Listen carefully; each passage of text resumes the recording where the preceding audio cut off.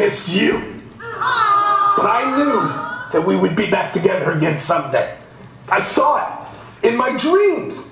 This is the Firefly Funhouse. And my name is Bray Wyatt. Yowie wowie, we're gonna have so much fun here.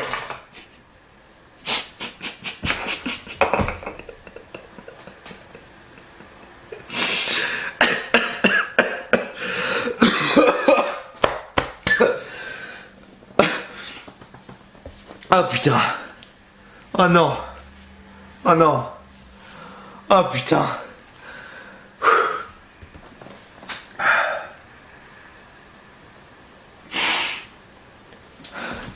On va se la refaire. On va se la refaire. Oh putain.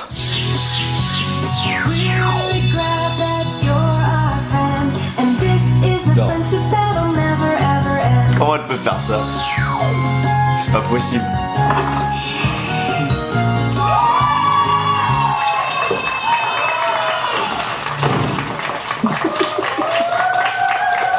Did you miss me?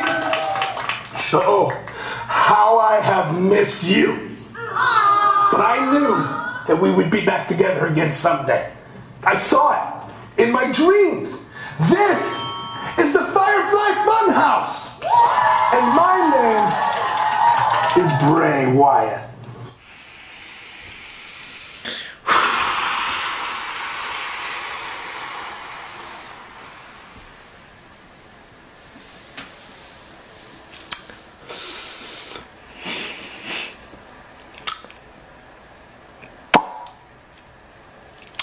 Ouais. Bon.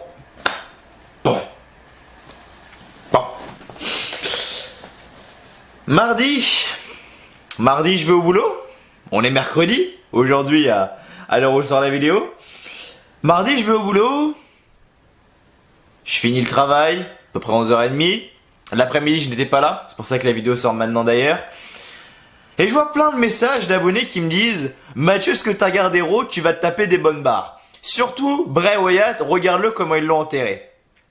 Et je vous jure, hein, j'ai regardé peut-être la vidéo 10 fois avant de commencer la vidéo. Là, c'est peut-être la 9e, 10e fois que je la regarde. J'aurais dû me filmer en train de regarder la première fois. Je crois que j'ai jamais autant rigolé et je me suis jamais autant foutu de la gueule d'un segment depuis que je regarde le catch. Sans déconner. Bray Wyatt, là c'est simple, c'est tuez-moi ou alors tu prends du plaisir et tu bouffes cette merde. Tu vois? C'est exactement ça.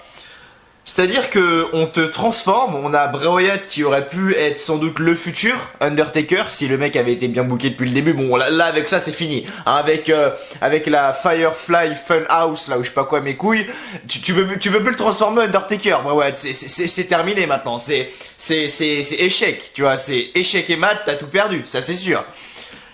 Mais comment tu peux gâcher un retour comme ça et faire une merde pareille?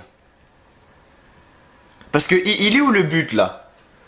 Il est où le but? Autant Robert Roode là, mes couilles là, le truc. Putain. On en parlera après. Autant ça a peut-être du sens et ça peut nous amener sur des bonnes choses. Mais Bray Wyatt, je pige pas le truc. C'est quoi cette gimmick? C'est quoi cette gimmick là? Si quelqu'un peut me répondre dans les commentaires, parce que moi j'ai toujours pas capté, c'est quoi cette gimmick de merde? Sans déconner, c'est quoi ce délire? C'est quoi ce putain de délire? Je préfère en rire qu'en gueuler, qu'en pleurer. Mais j'ai pas capté le délire en fait. J'ai pas capté le délire. Il manque une pièce dans le puzzle. Là vraiment j'ai pas compris. Mais je sais même pas quoi dire en fait à part pauvre Bray Wyatt quoi. Bray Wyatt, t'as mon cœur, t'as mon soutien, mais voir ce que le mec était, ce que le mec aurait pu être, et de voir qu'il finit là-dedans, ça me fait mal au cœur. Ça me fait très mal au cœur pour lui. Vraiment. Waouh. C'est très dur. Je pense que là, c'est pas simple. Je pense que là c'est pas simple. On se réécoute une dernière fois pour le kiff avec la magnifique enceinte que j'ai d'ailleurs. Magnifique. Ajoutez-moi sur Snap si vous voulez faire les flammes et que vous voulez voir mes petites flammes avec ma petite enceinte magnifique et ma petite musique. Snap juste en dessous.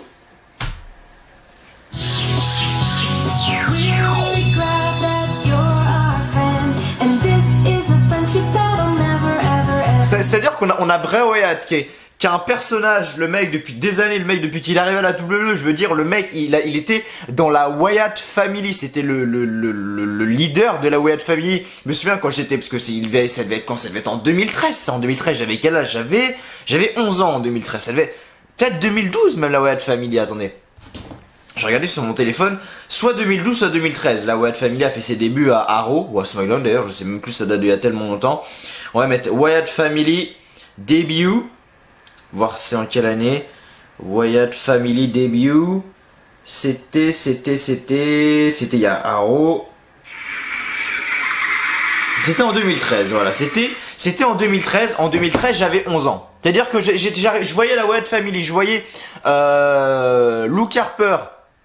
Le mec, laisse tomber, je me pissais dessus. Je voyais Eric Rowan avec son putain de masque de chef, je me chiais dessus. Je voyais Bray Wyatt, j'éteignais ma télé. Sans déconner, je me chiais dessus à l'époque. J'avais 11 ans, je jouais la Wyatt Family, mais je me pissais dessus. J'en faisais limite des cauchemars.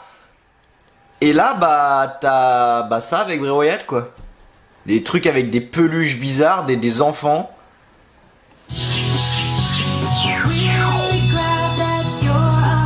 C'est-à-dire que j'aurais voulu voir la gueule des Américains à ce moment-là. C'est-à-dire les bons petits casuals là, qui regardent quasiment jamais la WWE et qui sont comme ça, qui font bon, ok, on se mate Monday Night Raw et tout. Ils les voient ça, mais ils font bébé, t'as changé de chaîne? Bah non, c'est pareil. Tu vois pas le délire, tu vois, parce que c'est un monde totalement différent. T'as l'impression d'être sur Gulli, tu vois, quand tu regardes ça. Sans déconner.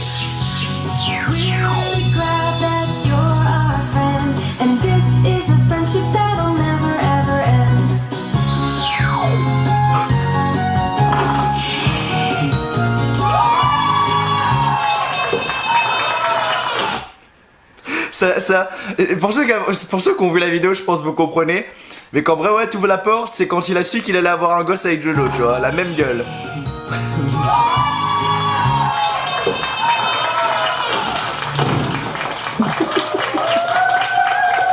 Did you miss me?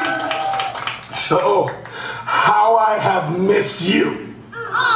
But I knew that we would be back together again someday.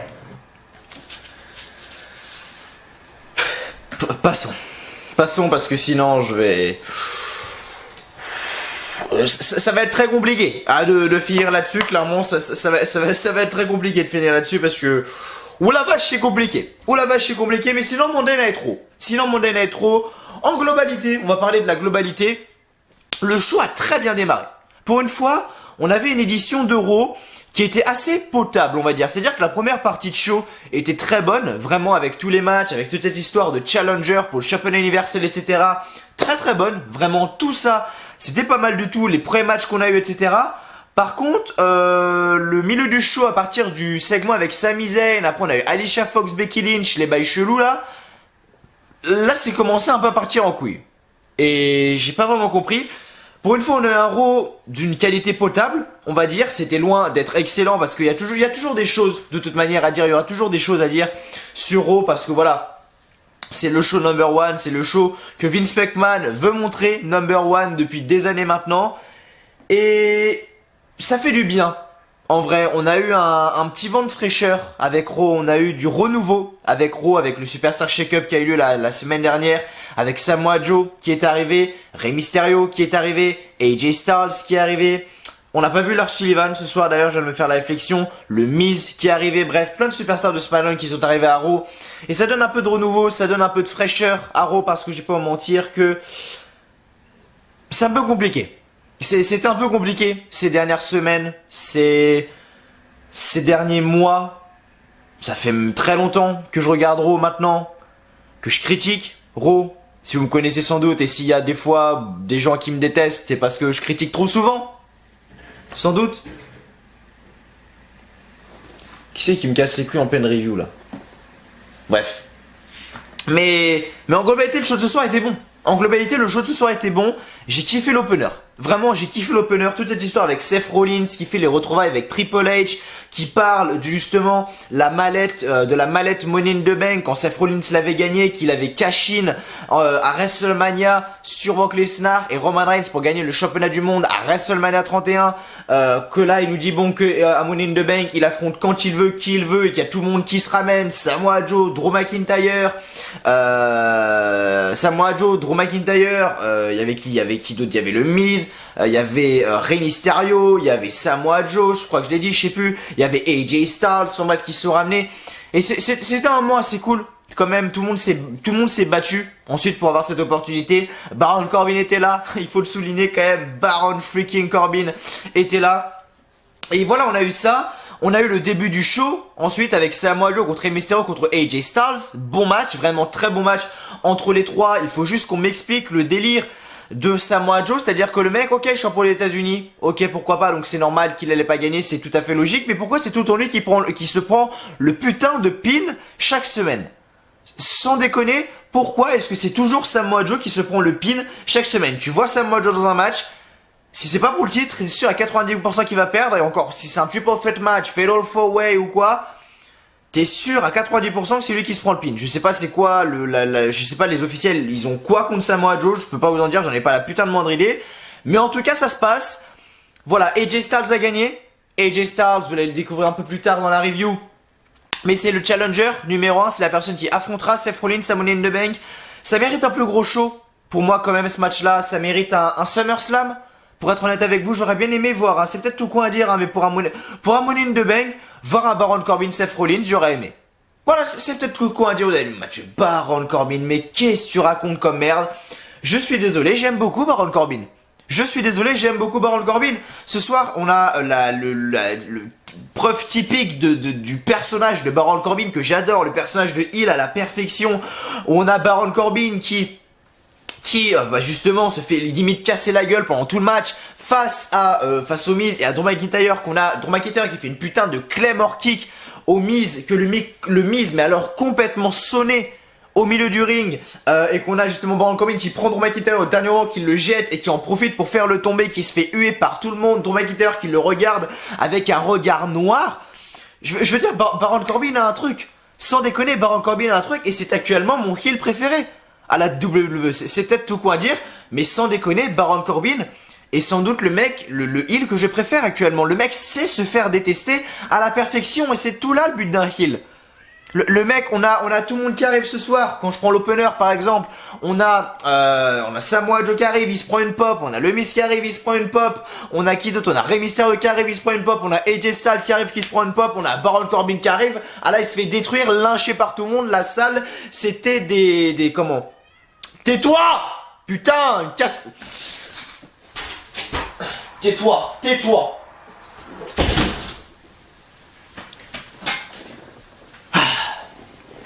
Coupé au montage, ça. Putain. Casse. Le chat qui casse les couilles pour rentrer. J'aime pas qu'on me fasse chier en pleine review. C'est-à-dire qu'on m'envoie des messages. J'aime pas qu'on me fasse chier. Je veux rester là et tout le monde la ferme. Putain. Bref, et je disais du coup on a Baron Corbin qui arrive et qui le mec se fait mais alors hué, déchiré par la foule. Enfin le mec est là, le mec sait se faire détester et c'est ça que j'aime bien chez lui et j'adore Baron Corbin. Donc oui, j'ai pas honte de le dire, Seth Rollins, Baron Corbin, ça m'aurait fait plaisir. Pour moi, AJ Styles, Seth Rollins, ça mérite SummerSlam 2019 qui sera au Canada, à Montréal, devant une putain de salle chaude. Parce qu'on sait très bien qu'à Montréal, les mecs qui sont là-bas, ils sont pas là pour déconner. Donc ouais. On a ce match-là à Money in the Bank. Ok, pourquoi pas. Peut-être justement que Baron Corbin va gagner la mallette. J'en sais rien. Comme il l'avait gagné il y a quel âge? Il y a 2 ans. L'année dernière, c'était qui? C'était Braun Strowman. Et il y a 2 ans, c'était Baron Corbin. Ouais, c'est ça. Baron Corbin, Carmella. Et l'année dernière, c'était Braun Strowman, Alexa Bliss. Si je dis pas de conneries. Et là, justement, peut-être rebelote pour Baron Corbin, même si ça m'étonnerait fortement. Mais voilà, j'aurais aimé. À mon avis, on a Drew McIntyre qui là, le mec fait des promos magnifiques, le mec a un charisme magnifique, un physique magnifique, le mec a un putain de look, c'est vraiment une putain de superstar. Drew McIntyre, j'allais dire Baron Corbin, mais non, Drew McIntyre. Je pense que le mec aura son opportunité dans quelques mois, je pense, voire même peut-être dans quelques semaines. Il avait fait une interview il y a quelques temps. où il avait dit qu'en gros beaucoup de superstars actuellement à la WWE se plaignaient de leur booking, de leur utilisation, et Baron Corbin leur avait, Baron Corbin, pourquoi je dis Baron Corbin, c'est Drew McIntyre, et Drew McIntyre avait dit justement dans cette interview, tout le monde se plaint de leur utilisation, etc., mais ne font rien pour s'améliorer.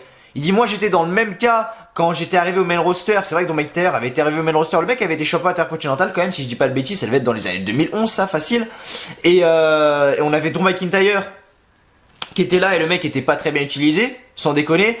Il avait été à la NXT, non, il avait été à la TNA, je crois, sous le nom de Drew Galloway, et après il a été à NXT, ou alors il était NXT, TNA, ROH, je sais plus. Peut-être, je sais plus, peut-être Ring of Honor, ouais, je sais plus, je sais plus, bref, je sais plus, je veux pas dire de conneries. Mais en gros, Drew McIntyre, quand il était là, arrivé au main roster en 2011, ouais, ça devait être vers 2011-2012 par là, le mec était pas hyper bien utilisé, même lui il a dit bon, j'ai été utilisé comme une merde à l'époque, mais j'ai bossé, et aujourd'hui je me retrouve dans une meilleure position. Il dit qu'il y a beaucoup de superstars actuellement qui se plaignent de leur booking, mais il ne faut rien pour s'améliorer. Donc forcément, ça va pas marcher. Voilà ce qu'avait dit Drew McIntyre, et je pense que Drew McIntyre va voir quelque chose. Sans déconner, ça m'étonnerait pas de le voir à WrestleMania 35, WrestleMania 36, du coup, pardon, maintenant, oui, c'est plus WrestleMania 35, c'est WrestleMania 36, WrestleMania est passé.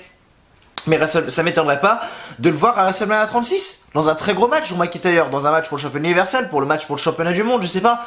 Mais ça m'étonnerait pas. Vraiment, ça m'étonnerait pas. Il faut juste qu'on m'éclaircisse sur un point. C'est son ex-partenaire. Putain, j'ai craché un putain de truc.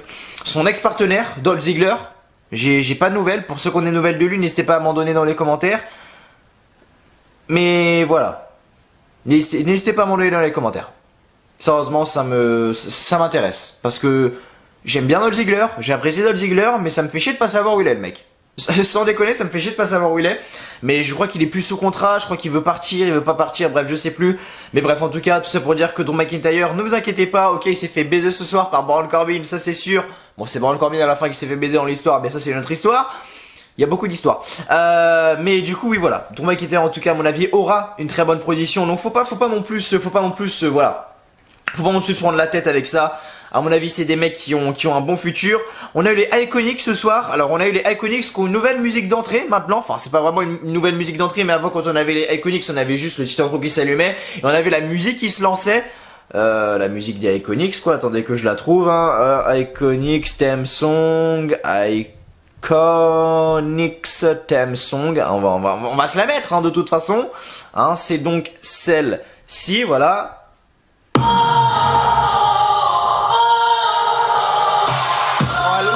Ça déchire, hein.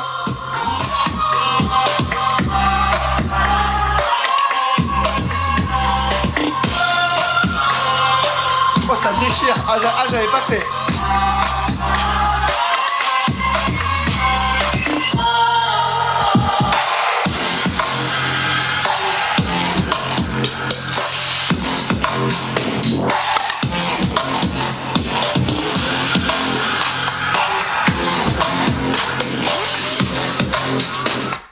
Mais voilà, du coup, bref, tout ça pour vous dire que on a la musique des Iconics. Oh putain, sur l'enceinte, je kiffe. D'habitude, j'écoute que mes musiques, genre rap français et tout. Rap américain, rap français et tout. Mais la musique des Iconics, ça déchire avec l'enceinte, sa mère, hein.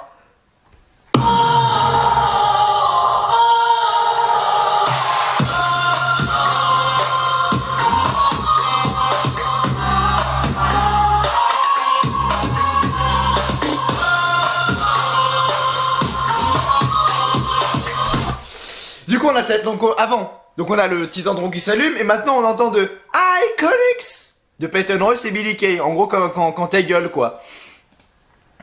Et j'avoue que c'est assez gênant, quand même, parce que Peyton Royce et Billie Kay sont très gênantes. C'est-à-dire que si un jour, vous avez comme moi une famille qui vous dit oui, le catch est fake, le catch est pour les gamins, machin, pourquoi tu regardes, c'est pas quoi, y a pas d'intelligence, enfin c'est que pour les cons, quoi, en gros.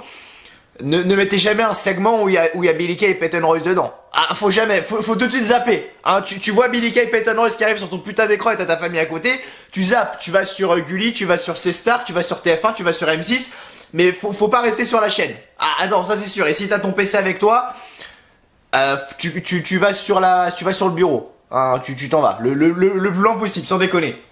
Mais bref, et on a ça. Et ça n'empêche pas que les meufs sont championnes par équipe.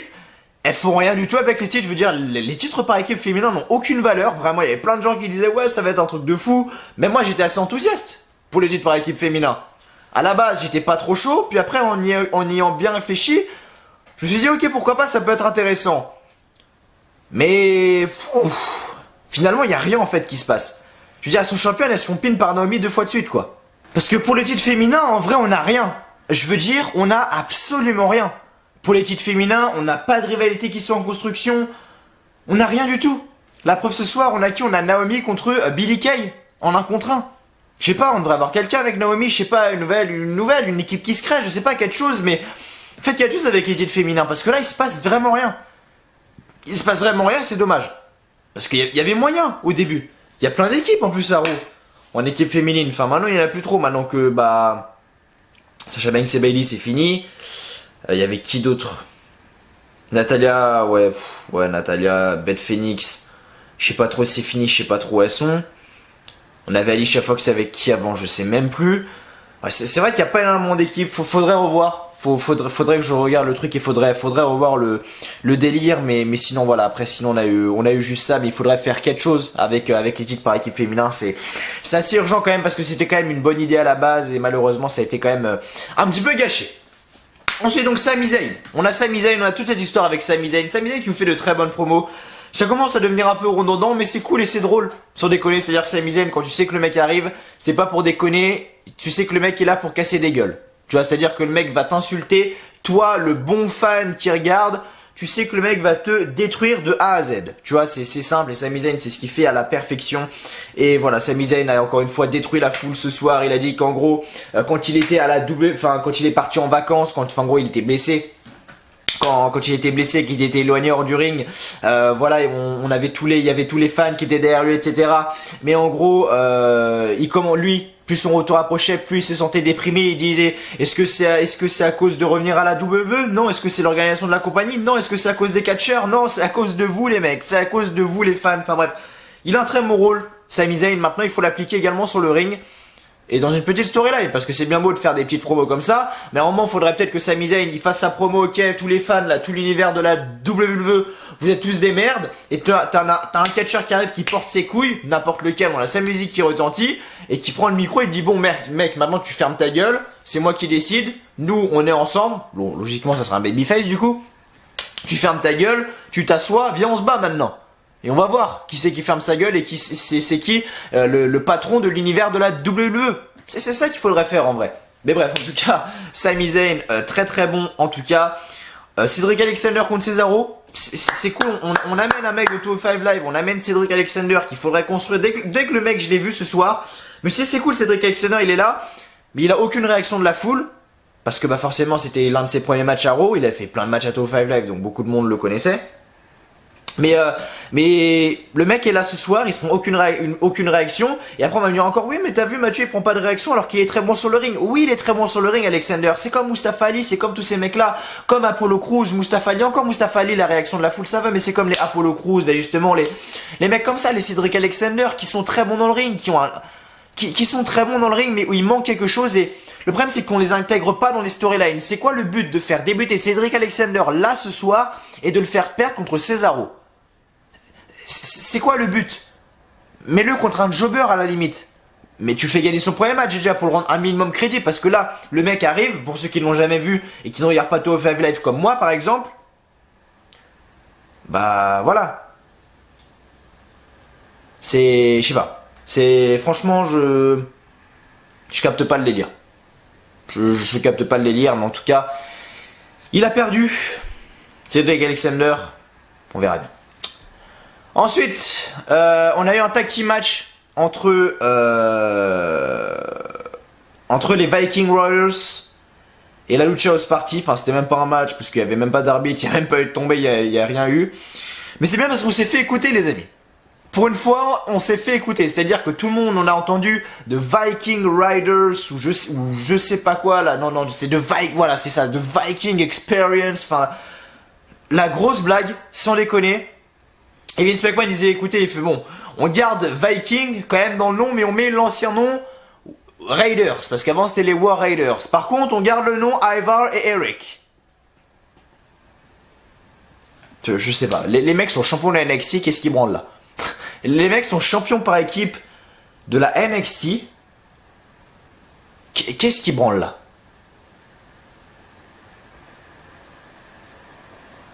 En tout cas, on s'est fait écouter, ça c'est une bonne chose.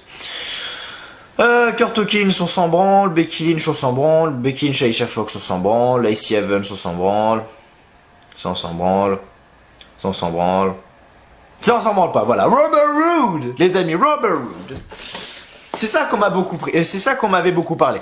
Également, c'est de ce fameux Robert Roode. Donc, on va en parler. De monsieur Robert Roode. Qu'est-ce que j'en pense de Robert Roode? J'avoue que la première fois que j'ai vu, j'ai fait putain, c'est quoi cette merde? Et après, c'est en allant décortiquer un petit peu, en voyant un petit peu les mimiques qu'il avait, j'ai l'impression que Robert Roode, c'est dur à prononcer, Robert Roode à la français. J'ai l'impression que Robert Roode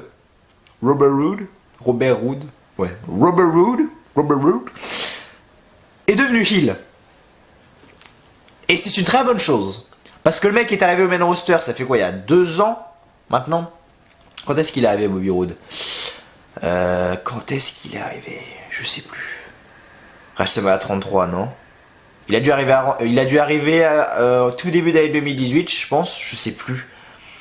Non, parce qu'il était déjà, c'était le premier champion US de l'année 2018. Donc il a dû arriver après le War Games de l'année 2017.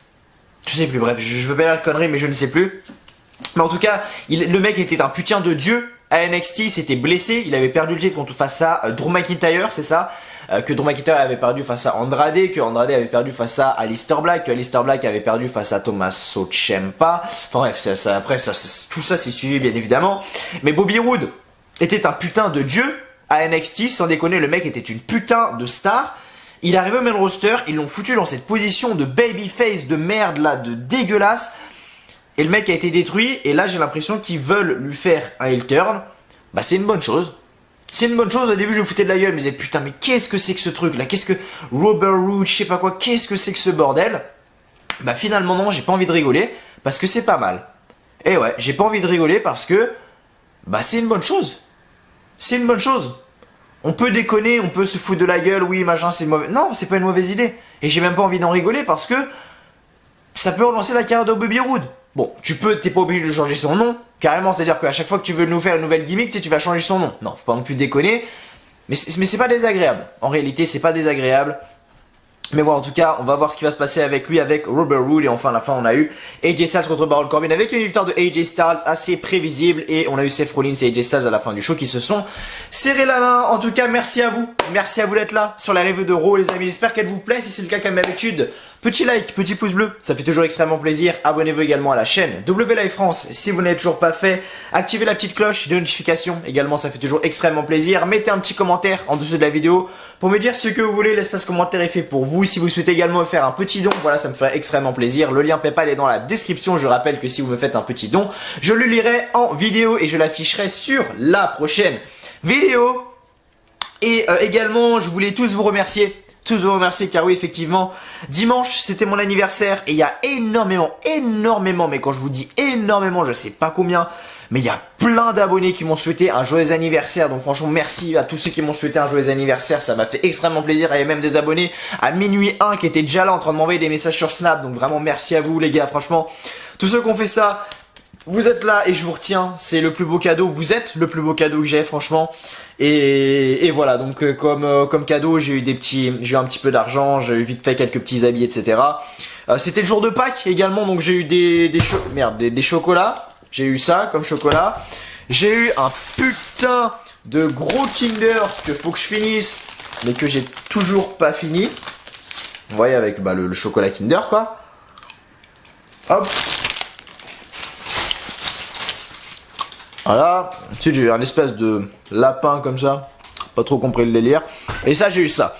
Et pour ceux qui connaissent ça, ça c'est la base ça. Les Ferrero Rocher.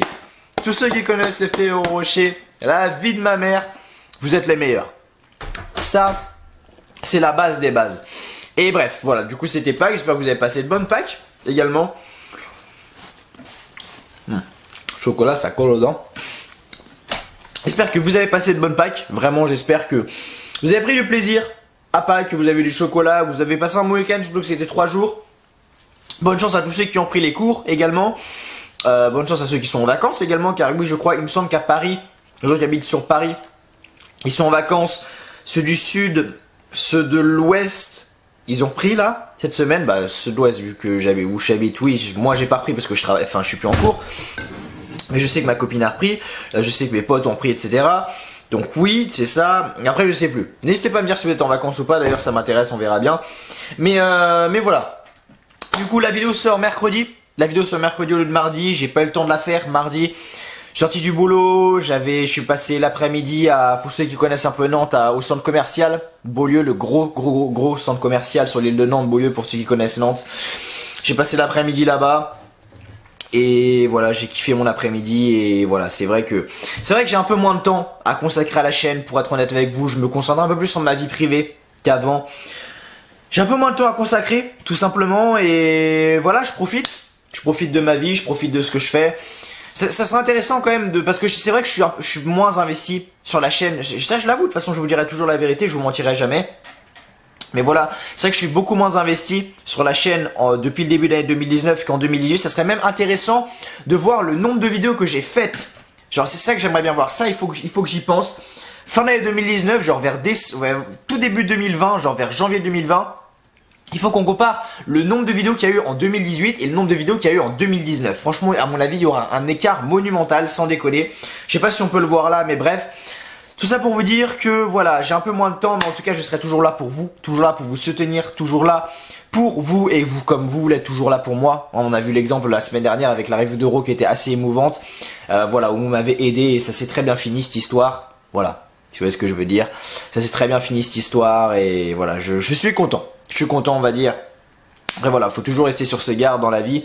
Mais voilà, je voulais tous vous remercier, tous autant que vous êtes, pour avoir fait ça pour moi. Les messages de soutien que j'ai eu dans des moments où j'étais pas bien. Parce que voilà, vous savez que moi je serai toujours là pour vous. Si un jour vous avez des problèmes ou quoi, vous pouvez m'en parler. Ça soit sur Instagram, Twitter, Snapchat. Ajoutez-moi si vous le souhaitez pour m'en parler de vos problèmes. Je pourrais vous aider, même si je suis pas sans doute la meilleure personne. Hein, j'ai que 17 ans.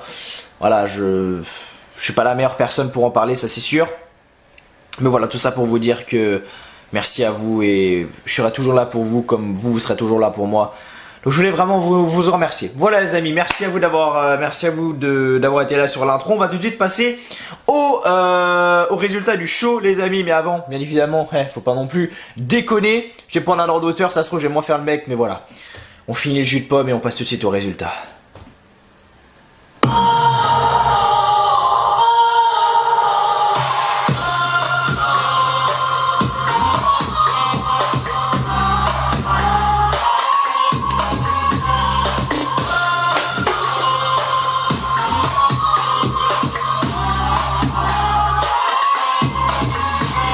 Donc gros du 22 avril, lendemain de mon anniversaire, en direct de Des Moines dans l'Iowa. Les commentateurs étaient donc Michael Cole, Corey Graves et Renee Young. Le show commence avec Michael Cole qui nous souhaite la bienvenue et que nous aurons ce soir 2 triple threat matchs dont les vainqueurs ont une chance pour devenir aspirants au titre Universal et Triple H arrive sur le ring. Le champion universel Seth Rollins ensuite le rejoint, les deux hommes se serrent la main et Seth Rollins dit que c'est surréaliste d'être ici sur le ring avec le titre. Il était dans le combat de sa vie à WrestleMania et il a ramené la ceinture à la maison. Triple H dit qu'il est sorti de WrestleMania en tant que casseur de bêtes certifié, sauf que Seth Rollins fait maintenant figure d'homme à abattre dans le roster. Tout le monde l'a dans le viseur. Seth Rollins dit qu'il en a conscience. Il sait aussi que Money in the Bank approche à grands pas. Et il sait très bien ce que ça veut dire. Il a par le passé encaissé un contrat qui a changé sa carrière, mais c'est bien contre lui que ce sera encaissé le prochain. Effectivement, Seth Rollins, comme je vous l'avais dit, a encaissé sa mallette dans le match Brock Lesnar face à Roman Reigns à WrestleMania 31 où il était devenu champion du monde. Et donc il invite quiconque qui pense avoir les épaules assez larges pour venir lui faire face. Et c'est Samoa Joe qui arrive en premier.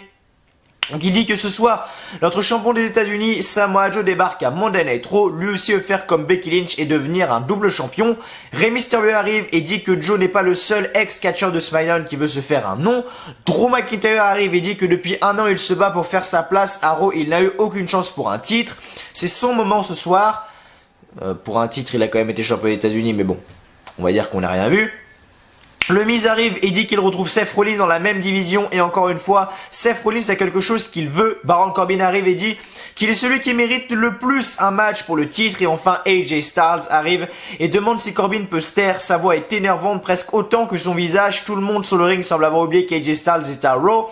On va découvrir pourquoi SmackDown était sa maison à Money in the Bank. Nous aurons ce que l'univers de la WWE veut vraiment. AJ Styles contre Seth Rollins. Seth Rollins dit qu'il est prêt pour tout le monde, il va tout déchirer en mai prochain. Il y aura la tournée européenne d'ailleurs en mai prochain, je le rappelle. Donc on a eu un triple threat match en premier, voilà, triple threat match pour commencer le show.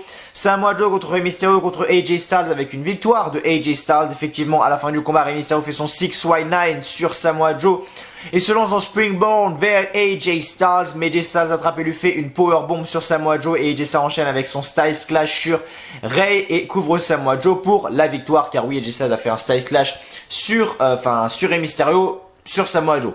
Voilà, en gros, Samoa Joe a servi de tapis de ring, il a enlevé Rey Mysterio après, il a fait le tomber sur Samoa Joe. Voilà. Ensuite, on a un match entre Naomi et Billie Kay, comme je le disais tout à l'heure, accompagné de Peyton Royce. Naomi gagne le match, effectivement. Naomi gagne avec un roll-up pour le compte de 3. Ok, c'est cool. Est-ce que j'en ai quelque chose à foutre? Non. Triple threat match, ensuite encore une fois, bon match ce triple threat match là, c'était quand même un bon match entre les trois. On avait Miz, Baron Corbin contre Drew McIntyre. Au début le Miz c'était celui qui se faisait marcher dessus. On avait une alliance entre Baron Corbin, Drew McIntyre et le Miz se faisait mais alors marcher dessus. Et au fur et à mesure du match, c'est Drew McIntyre et Baron Corbin qui ont pris l'ascendant, surtout Drew McIntyre. Et c'est Drew McIntyre qui avait fait tout le travail, effectivement. À la fin, il fait une putain de Claymore kick sur le Miz. Sauf que Baron Corbin arrive, il chope Drew McIntyre, il l'envoie vite à l'extérieur du ring et se jette sur le Miz. 1, 2, 3, victoire de Baron Corbin qui ira donc dans le main event affronter AJ Styles. Sami Zayn ensuite arrive sur le ring, il nous dit que depuis 2 semaines, il a le courage de dire la vérité à propos de nous, le public, et il est le seul à le faire. Sami Zayn dit que pendant qu'il était absent à cause de sa blessure, les gens pensaient qu'il était amer vis-à-vis de la WWE. Pourtant, c'est tout le contraire, il y est très heureux, surtout depuis qu'il est de retour. Sami Zayn dit que plus son retour approchait, plus il commençait à se sentir déprimé. Pourquoi? Qu'est-ce qui le rendait malade à l'idée de revenir à la WWE? L'organisation de la compagnie, les égos gigantesques des autres catcheurs, il a cherché et il a trouvé le problème. Le problème, c'est nous. Nous sommes les instigateurs d'une culture toxique qu'on a créée et qu'on impose à tout le monde. Sami Zayn dit qu'on peut le huer autant qu'on veut, mais on est responsable pour tout ça. Chaque membre de l'univers de la WWE est responsable. Il préférait encore être en vacances plutôt qu'être ici, à des moines avec nous, et il nous invite à tous aller en enfer. C'est cool, mais ça parle dans le vent, quoi. Si on fait ça pendant des mois et des mois, à un moment ça va être chiant. Va falloir vraiment qu'une superstar arrive, un putain de babyface qu'on n'a pas vu depuis je sais pas combien de temps. Puis dis bon, Sami Zayn, ok, t'es bien gentil avec tes trucs, mais maintenant tu commences à nous casser les couilles, viens de battre. Ce serait déjà un peu mieux. Mais bref.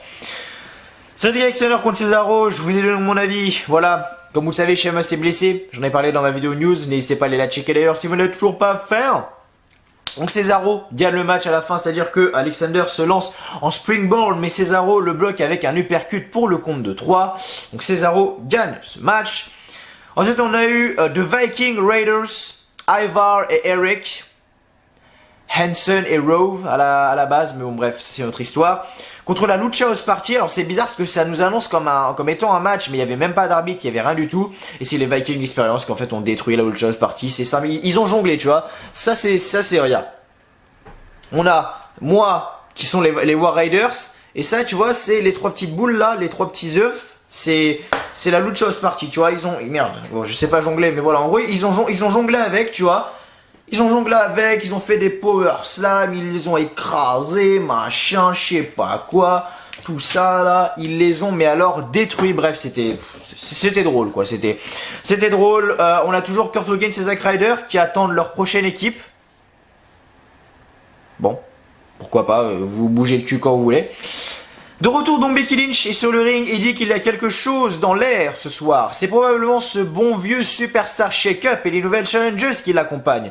Déjà lundi dernier, elle a appris que son aspirante est Lacey Evans. Becky Lynch dit qu'elle commençait juste à en profiter de ses ceintures et Lacey Evans est venue gâcher la fête en la provoquant.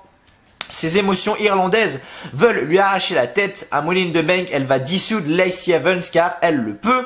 On a ensuite Becky Lynch contre Alicia Fox et donc à la fin du combat Becky Lynch résiste à un roll-up et lui applique son disarmer pour faire taper Fox. Donc Becky Lynch gagne le match par signification, mais après le combat on a Lacey Evans qui monte sur le ring et on voit un Roman Wright en pleine face de Becky Lynch. Becky Lynch se relève facilement.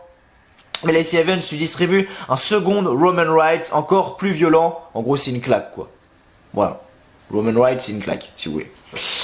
Ensuite, on a un petit segment en coulisses avec, on demande à, donc Charlie Caruso demande à Baron Corbin s'il sera capable de gagner une seconde fois ce soir. Corbin dit que les gens qui ne veulent pas le voir face à Seth Rollins à Money in the Bank sont les mêmes qui vivent encore chez leur mère. Il va faire payer Seth Rollins pour avoir rendu sa vie misérable.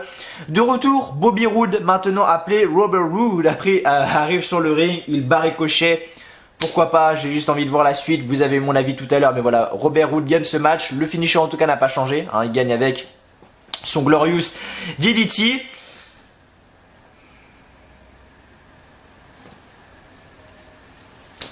On nous présente l'émission avec Bray Wyatt pour les enfants, et Bray Wyatt dit qu'il ne sera plus jamais le loser qu'il était avant. C'est vrai que c'était un loser Bray Wyatt à l'époque, mais là je pense que niveau loser, il y a du niveau. Il y a clairement du niveau. Mais bref.